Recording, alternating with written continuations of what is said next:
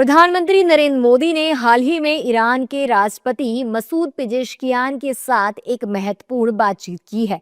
इस वार्ता का उद्देश्य दोनों देशों के बीच द्विपक्षीय संबंधों को और मजबूत करना तथा क्षेत्रीय और वैश्विक मुद्दों पर सहयोग बढ़ाना था। बातचीत के दौरान ऊर्जा सुरक्षा, व्यापार और कनेक्टिविटी जैसे अहम विषयों पर चर्चा हुई।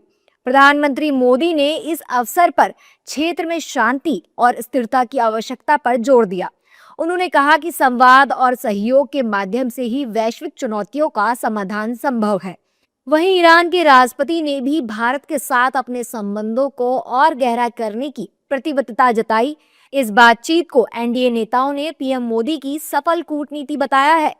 प्रधानमंत्री जी ने ईरान के राष्ट्रपति जी को ईद की बधाई दी, नवरस जो पर्शियन जो नया साल होता है उसकी भी बधाई दी, और साथ में ये भी कहा कि स्टेट ऑफ हॉर्मुज़ को रोका ना जाए, वहाँ पर जो जहाज़ों का आवागमन उसको छूट दी जाए, और ये भी चिंता जताई कि किस प्रकार से इस पूरे युद्ध में शांति हो, युद्ध विराम किस प्रकार से हो, इसकी भी चिंता करी है। कल हमारे प्रधानमंत्री नरेंद्र मोदी जी इराक के अध्यक्ष मसूद जी को फ़ोन करके पहले उनको ईद मुबारक बोले थे।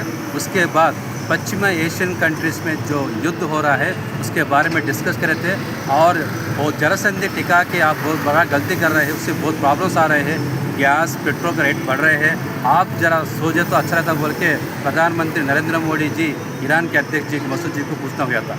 वो बोले थे ईरान के अध्यक्ष से, आप अमेरिका से इजराइल से बात करके आप अध्यक्ष का लेके पोस्ट लेके आप उनसे बात करके युद्ध टिकाने की कोशिश करिए, हमें भी कोशिश करेंगे बोल के प्रधानमंत्री रिक्वेस्ट करे थे।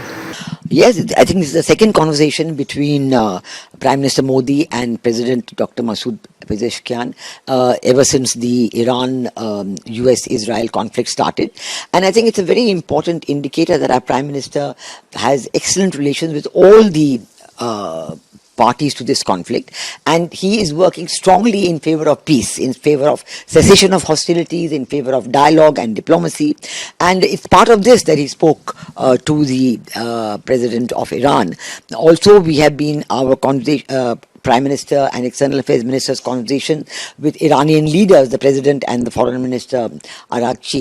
It's also for India's own energy security, for obtaining the permission for Indian ships or ships carrying loads of petroleum products or gas to pass through the Straits of Hormuz and to come to India. PM Modi और राष्ट्रपति Masoud Pezeshkian की बातचीत को लेकर विपक्षी दलों के नेताओं ने भी सही करार दिया है। एनसीपी एसपी सांसद फौजियान खान ने कहा कि अगर शांति स्थापित हो जाएगी तो सब कुछ खुद ही रुक जाएगा।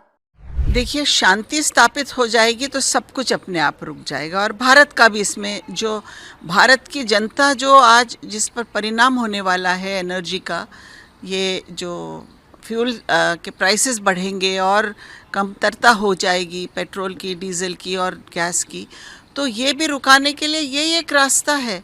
तो प्रधानमंत्री ने अगर उनसे कहा है, अपील की है, अच्छी बात है, लेकिन अब और फोर फ्रंट पे जाकर इनको काम करने की आवश्यकता है। बता दें कि इस बातचीत को अंतर्राष्ट्रीय स्तर पर भी महत्वपूर्ण माना जा रहा है, क्योंकि वर्तमान वैश्विक परिस्थितियों में भारत और ईरान दोनों ही देशों की भूमिका अहम होती जा रही है। विशेषज्ञों का मानना है कि इस तरह की उच्च स्तरीय वार्ताएं न केवल द्विपक्षीय संबंधों को मजबूत करती हैं, बल्कि क्षेत्रीय संतुलन बनाए रखने में भी मदद करती है। ये वार्ता भारत ईरान संबंधों के लिए एक सकारात्मक संकेत है और आने वाले समय में दोनों देशों के बीच सहयोग के नए रास्ते खोल सकती है।